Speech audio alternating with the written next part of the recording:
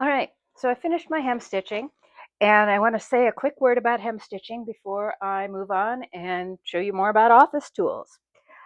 Hem stitching is useful and wonderful, and I strongly recommend that you get the best tools possible to make it easy to see. So for instance, I made good use of the magnifier on my lamp here because and it's good to do this stuff for a couple of reasons: to get as much light as possible on the situation, get as much visibility as possible, and pay attention to your posture, because when you're straining to see something and you're hunched over, you're going to feel it in your back and your neck and your shoulders and all that.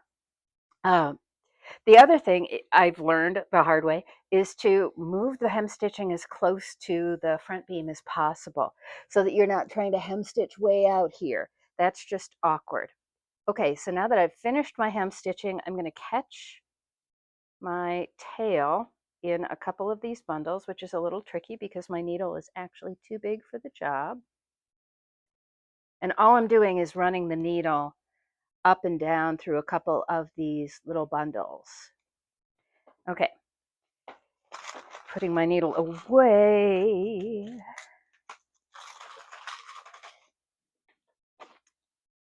Trimming off, because I don't need a tail this long. A tail about 2 inches long is kind of ideal.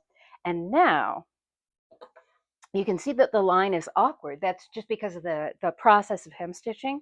But when I push it back into place, either with the beater or, better still, with my little comb, I've now got a pretty straight line to weave against. Okay, so now the fun begins. I'm going to do 3 blocks, 3 repeats of block A, which uses treadles 5, 6, 7, and 8. Whoops, don't know what happened there. Oh, I do know. I know exactly what happened. I ran the shuttle in from the wrong side of the weaving, or got things wrapped around, or something crazy happened. Oh, I caught my shuttle yarn in the hem stitching. Okay, so embarrassing, but not impossible to fix. Just trim it and start over again. And especially as I'm starting a new scarf, and in fact, the next time I make a spacer, I'm going to tape 2 pieces of paper end to end so that I don't have these bare spots of warp.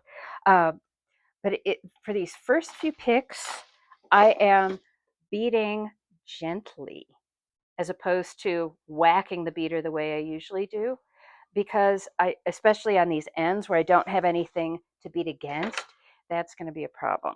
Okay.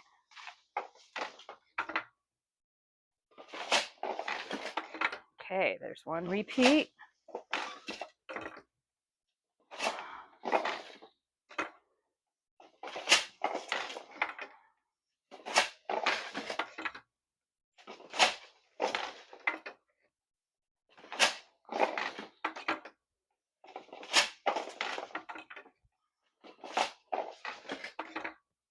Okay, so there's my first repeat, and I'm taking a look. I can already see that this warp thread is going to break in the not too distant future. And before I proceed, I might just take the time to repair this warp thread rather than waiting to do it. I'm going to do block B now, and the reason I'm repeating stuff you've already seen, which is changing the blocks, is I want to get up a couple of inches of woven fabric, and that was a mistake. Okay, before I pin on my roll of calculator paper with my measurements. I don't know why I keep counting to 5 today.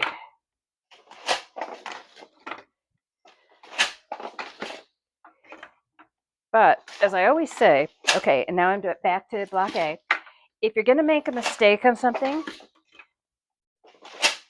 in a weaving, make it on the edges, like at the selvages, or in this case, at the very beginning of the scarf, because it's in a much less noticeable place than, say, the very middle of your weaving. And I'll be eager to see, when I compare these three scarves together, how different these twills look based on what weft color I used. So the red, because this cherry weft, because it's much more prominent in the warp, is just giving a really different look to these little twill blocks. All right, and now I'm going to have 10 more inches of block B this time. But before I do that, I want to set up my fabric. And all I'm doing, this is my starter movement line, and I already measured my roll of calculator paper, cash register, adding machine tape, and I'm just placing the starting line where my hem stitching starts and securing it with a T-pin.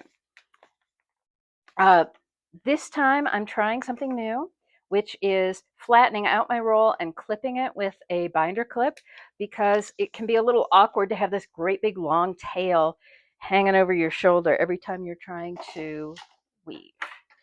Okay, and I'm going to go ahead and get started on this 10-inch block, because I want to get up to about here, and then I'm going to advance my warp, because remember, one of the things that's going to help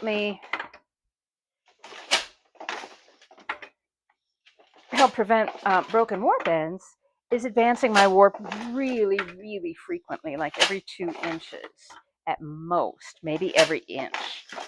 So now I'm just going to weave, and in a few minutes, when this repeat of block B no longer looks just like the 3 repeat sections, in other words, when it's a couple of inches long as opposed to about 3/4 of an inch, I will stop and mark where my 10-inch segment begins on my paper tape and keep going. So now that I've got enough fabric built up, I don't have to be as gentle with my beat anymore. Though my coworker Sienna, who always talks about placing the weft as more than beating it, would probably still be appalled at how hard I'm throwing this beater.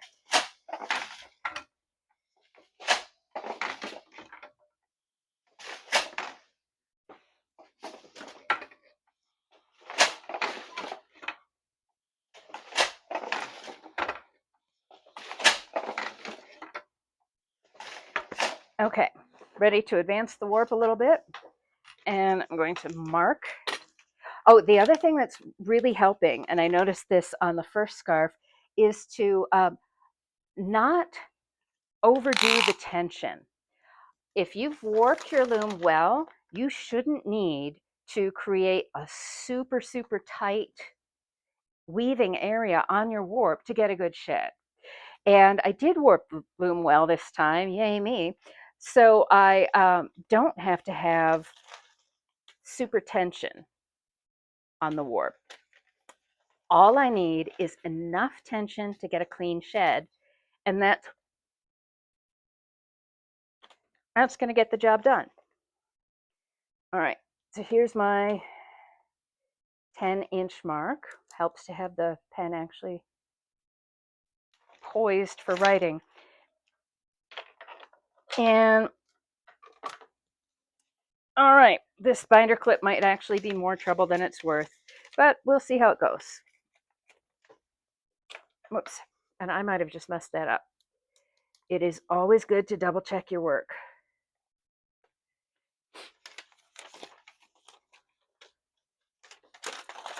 Okay, binder clip away. But this is how we learn.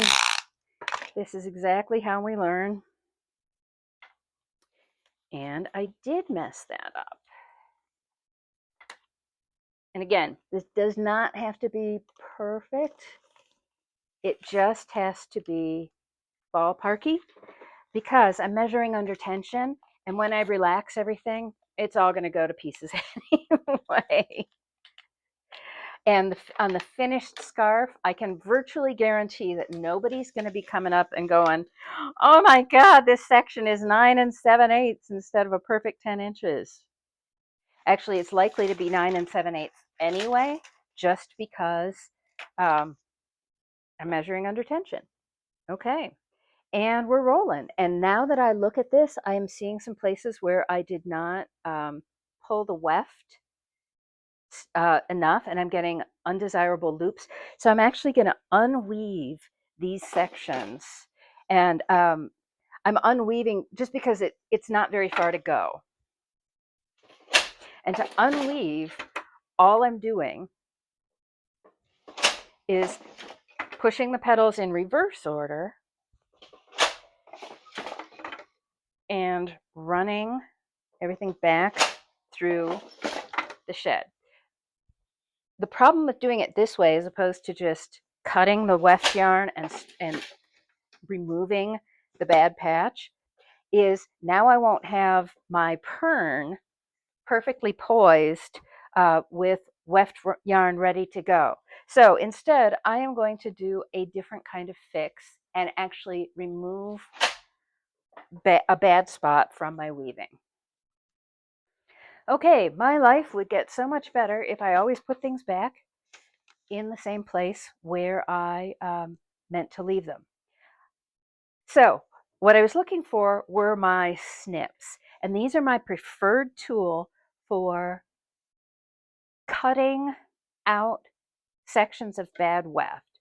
So here are the sections, and you can see that I'm going to have to go pretty much all the way back to where this 10-inch area started. What I'm going to do is keep the tension where it is, and I'm going to separate near the middle of the weaving width. I'm going to separate these warp ends so that I've got a clean area to cut with the scissors. And then I'm just going to carefully cut the weft only, back to the spot where I want to start over. Carefully, because what you really don't want to do is cut the warp ends. And now I could do this with a needle, or I can just do it with my fingers. I'm just going to pull out on each side of that area. I'm just going to pull out this cutaway area until I've got enough of an end to just tug it on out. And remember, these are looped at the selvage, so if I grasp both ends of the same piece of weft, I'm not going to go anywhere. But if I just grab one, it's super easy to pull this out. And yes, I know any of us who had parents or grandparents or great-grandparents who grew up in the Depression are going, but you're wasting all that yarn. It's true. I am wasting this yarn, but it is minimal, and it's a lot. What I'm saving is time. So trying to rewind my pern after unweaving all this would take considerably more time. And I don't mind losing, I'm going to say, at most 10 yards of yarn if it can save me a little bit of time. Okay, so I'm done with that side. And now I'm just going to do the same thing on the other side to get rid of these errant weft ends that I no longer want. And then I'll just reweave that part. It's simple, it's easy, it's a lot less trouble in a lot of ways than unweaving and then up with a pern on a boat shuttle bobbin. It wouldn't be such a big deal because boat shuttle bobbins don't have to be perfect all the way across their width, all the way down to the core of the bobbin. But perns really do if the end delivery shuttle is going to do its job. So with these little hiccups in mind, hopefully it'll be smooth sailing from here on out.